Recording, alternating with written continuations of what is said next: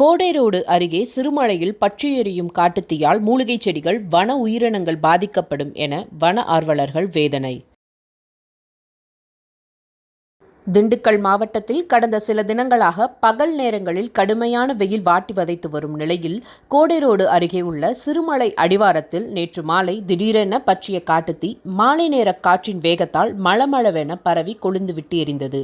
இதனால் அடர்ந்த வனப்பகுதியில் 500க்கும் மேற்பட்ட ஏக்கரில் உள்ள மூலிகை செடிகள், மரங்கள், தாவரங்கள் மற்றும் வனவிலங்குகள் கடுமையாக பாதிக்கப்பட்டிருக்கும் என வன ஆர்வலர்கள் வேதனை தெரிவித்துள்ளனர்.